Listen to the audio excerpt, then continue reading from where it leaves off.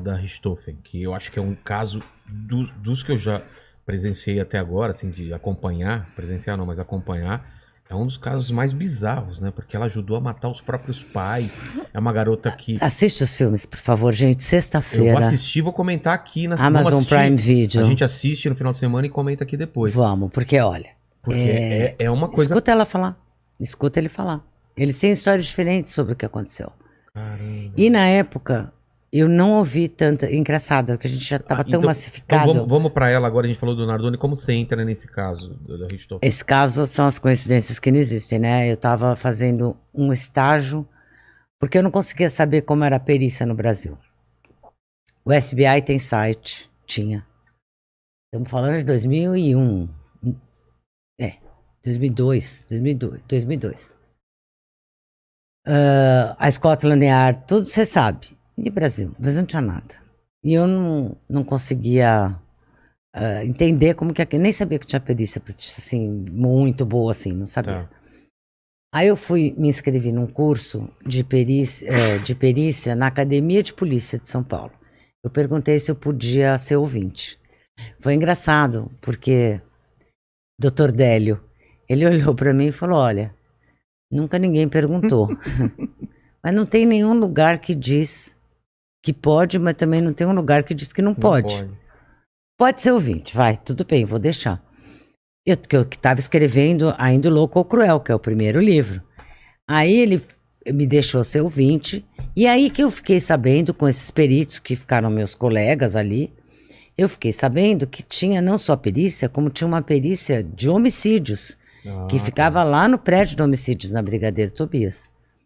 Aí eu fui lá, me falaram que tinha uma perita-chefe, que era a doutora Jane, e aí eu fui lá, bati na porta da doutora Jane, falei, ó, queria saber como funciona, ela foi super simpática, tal, me recebeu super bem, e falou, vem aí, né, faz o plantão com a gente, vê como é que é.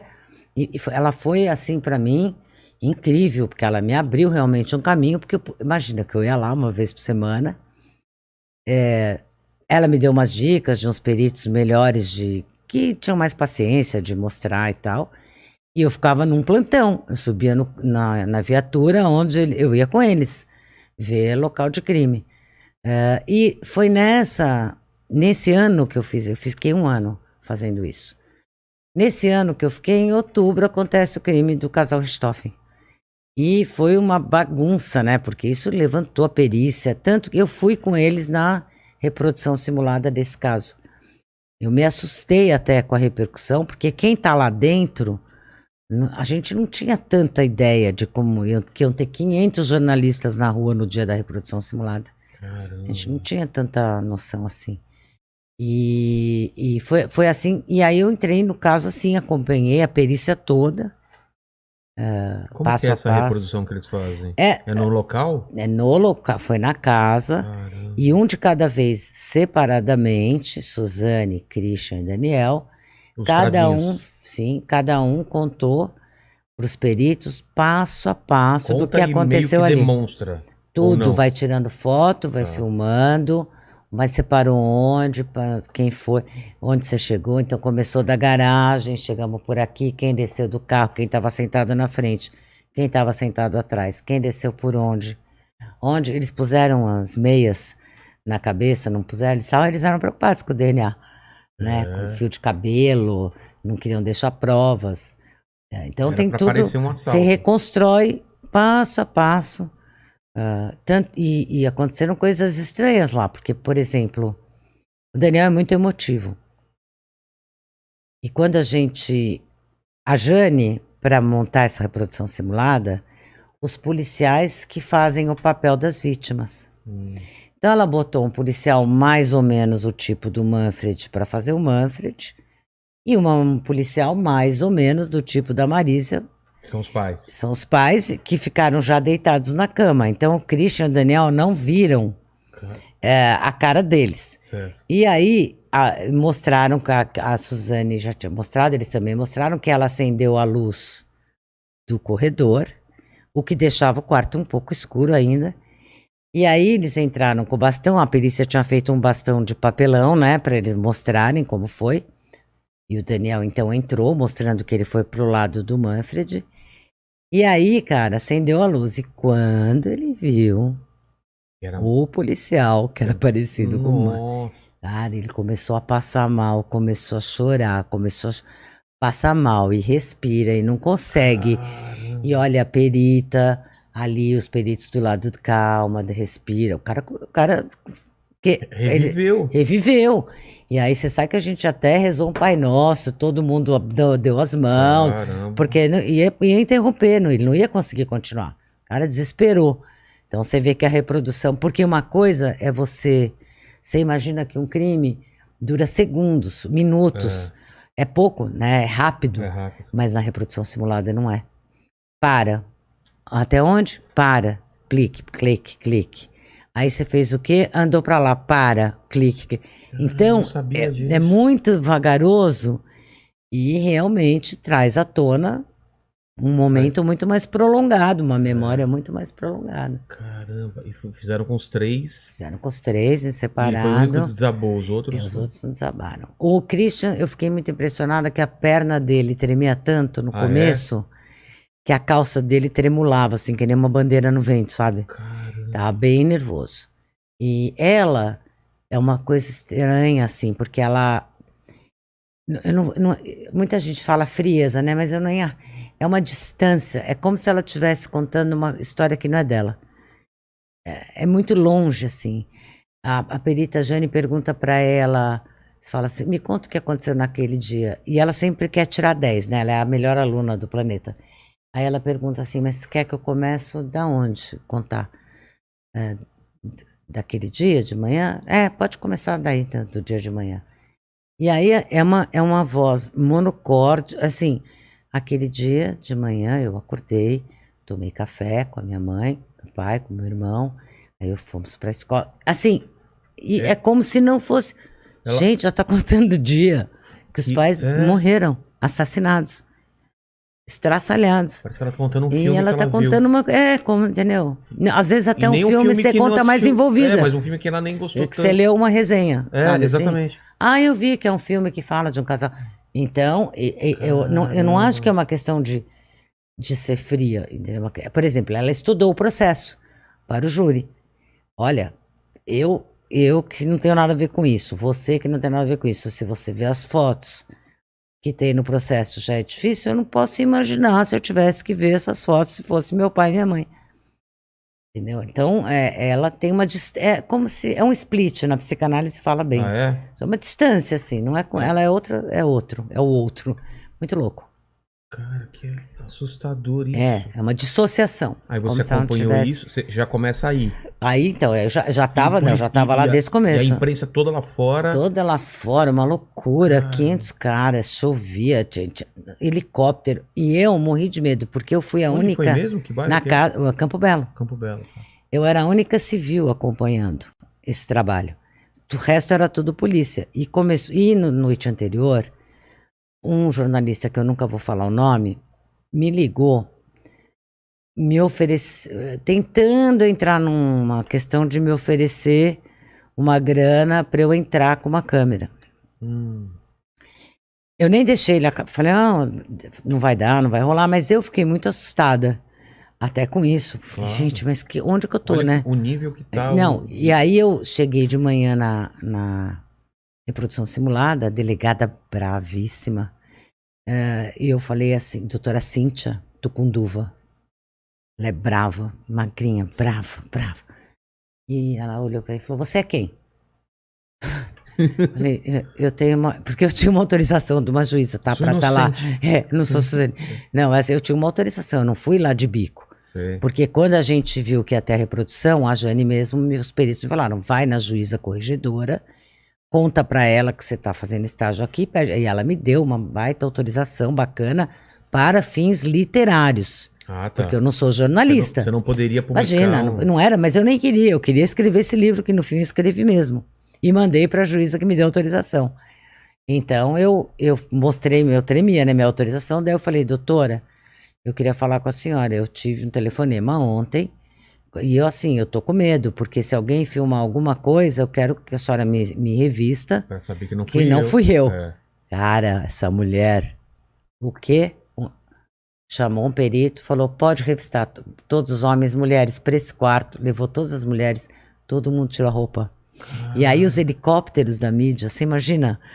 E a gente, assim, tinha que arrumar um quarto que fechasse a janela de tantos helicópteros, de todas as TVs. Uma doideira da imprensa, uma doideira. Mas eu tiramos a roupa com prazer ali. Estamos lá. Você pensou bem, porque se vazasse, você era ia eu. a maior suspeita. A única civil lá. Então, aí não, ninguém tinha. Tudo bem, tudo ótimo. Seguimos. E você com o seu bloquinho de nota também. Eu com o meu caderninho amarelo, ficou famoso. Era um caderno amarelo, tudo igual, como eu faço. Tá. É o meu jeito. 2 cores, 3 cores. Tem júri que eu escrevo defesa em azul, promotoria em amarelo, juiz em verde. Vou.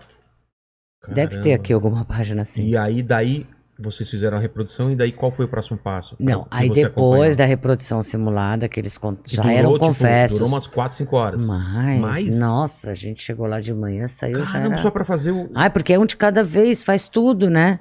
E fala e tem todo um protocolo. Demora. Reprodução simulada demora.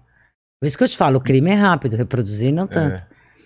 E daí, bom, aí se iniciou... Todos esses laudos foram juntados, aí foi para a promotoria o caso, a polícia denunciou, indiciou, daí foi tudo para a promotoria, e eu comecei a acompanhar também com o promotor, Roberto Tardelli, meu amigão, também ficou meu amigo. Por 4 anos eu ia no Fórum da Barra Funda toda semana. Não tem jeito, sem trabalhar, não dá. Você sabe que no júri da Richthofen, teve uma psicóloga, que tinha uma senha, né? Tinha fila pra entrar no júri e tal. E ela chegou lá, porque eu fiquei no plenário, o juiz me deu uma cadeira, aquelas cadeiras que dá pra você pôr o caderno pra escrever. Tipo escola. E eu tava então no plenário. E daí no intervalo, essa mulher veio pôr o dedo na cara com o juiz. Eu quero saber qual é o pistolão que tem que ter pra estar aí também, porque eu tive que ficar na fila, pegar senha. E eu também tenho direito. Por que ela tá aí? Qual é o privilégio? Aí o juiz olhou para ela e falou, então, vamos combinar? Tem toda a razão. Quando a senhora quiser um caso, a senhora faz o seguinte, a senhora fica 4 anos vindo aqui toda semana. A senhora senta por 4 anos com o promotor, com o juiz, lê o processo. Convido a senhora a sentar aqui. Que isso? Fácil, né? Porque quem vê o livro pronto fala, nossa... Quer sentar na janelinha. Exatamente. Só que até ganhar confiança, não fazer nenhum estrago, acompanhar uma reprodução. Você acha que eu não tinha vontade de fazer minhas perguntas? Mas você estraga né? Mas eu vou estragar um trabalho? Mas nem pode, né? Não pode. Não. O que pode? Conheço um monte de gente que já burlou regras, né? E eu não ia fazer isso. Eu fui ganhando a confiança de onde eu passei. Então, E é como nos filmes... Vem o cara, faz a defesa, vem o outro de acusação, é bacana, a mesma coisa? É bacana. E meu filho que faz júri quando eu vejo? Como é que quando o cara fala alguma coisa que não pode, o cara... Fala, não é protesto. Protesto, Tem isso aí? Eles interrompem, tem briga de promotor com advogado, quase rolam no chão. Você está induzindo a... testemunha. Cara, eu adoro esses filmes de tribunal. Tem advogado, mesmo no júri do Gil, teve uma hora que os advogados de defesa... Falaram, você não vai mais responder, o promotor só está ofendendo. Nossa, teve uma briga ali, teve várias brigas acontecendo. Estou escrevendo esse livro. Vou te contar o júri. É assim que eu acabar de escrever, como é difícil, cara. Eu tenho muita coisa, mas eu tô arduamente, porque em dezembro acabou processualmente o caso. E aí mas assim, os tempos estão difíceis, porque eu tô entregando a série, Bom Dia Verônica. A 2. Isso, a segunda temporada. Você já entregou ainda não? Já entreguei. Então, já estão filmando. Então, mas a série não é e eu faço produção executiva dessa série. Sério? Sério. Cara, que trabalho! Então, não acabou. Todos os dias chega... exatamente. Claro, exatamente. Vamos falar depois do Bom Dia Verônica, que eu tenho muita dúvida de como acontece uma série desde a criação... showrunner, quem foi, tudo. Eu quero saber toda essa parte, que é legal para o pessoal interessar. Mas vamos fechar a Suzane von Richthofen. Aí você tá lá no tribunal, acompanhando o júri e tudo mais. Você pode acompanhar o júri. Tem aquele que nem nos filmes, termina tudo, eles vão pra uma sala. Sala secreta, não deliberar, fui. como chama isso? Foi deliberar, vamos voltar. Você não pode acompanhar Eu isso. não fui acompanhar. Mas poderia? Talvez, se eu tivesse pedido, mas assim, eu acho que nós estamos na vida real. Não dá, tem coisa que não dá pra você pedir. Você tá interferindo, você tá atrapalhando, cara. Lá você não seria Você só tem que ter um respeito, porque assim, se eu tô lá, se eu faço uma coisa é o promotor, o defensor, o juiz. Outra coisa é a Ilana, fazendo o cara lá, entendeu? Eu acho muito ruim você não saber, você não entender que o seu limite. Como às vezes eu reclamo de imprensas que não entendem os seus limites, jornalistas que não estão entendendo que aquilo é um caso real. Afeta a vida das pessoas. Por exemplo, aquele Thiago, esqueci o sobrenome dele, de Goiás, que atirou, andava de moto, atirando. Eu vi entrevistas de jornalistas com ele que deram cada ideia para ele. Gente, vocês estão na vida real. Você não pode, na tua pergunta, dar uma ideia de resposta para ele para o próximo. Por exemplo, você lembra? Por exemplo, sua mãe te batia muito? Oh, por favor. Isto não é uma, entendeu? Como assim? Induzindo. Entendeu? Induzindo, não, e não só dando ideia. Ai, porque olha, eu entendo. Você teve algum trauma? Alguém te abusou? Caramba. Você acha que elas te irritaram de alguma... Sabe, você vai construindo uma narrativa para o cara que não devia ter nenhuma, entendeu? E você vai alimentando ali. Enfim, precisa tomar cuidado. No caso da Suzana... Suzane. Desculpa, Suzana, não me mate. Não. Deus me livre. Veio aqui até o Bruno Bock, que já deu uns beijos na Suzane, certo? Certo. Você namoraria com Suzane? Não sei. Pense. Ela é bonita? Mas ela não matou o namorado. Então. Você não correria perigo. Mas... Isso que eu queria falar, porque todo mundo fala que ela é extremamente convincente e ela é apaixonante, que você... Muita gente se apaixonou por ela. Muita gente. Ao longo da história. Fora. Sim.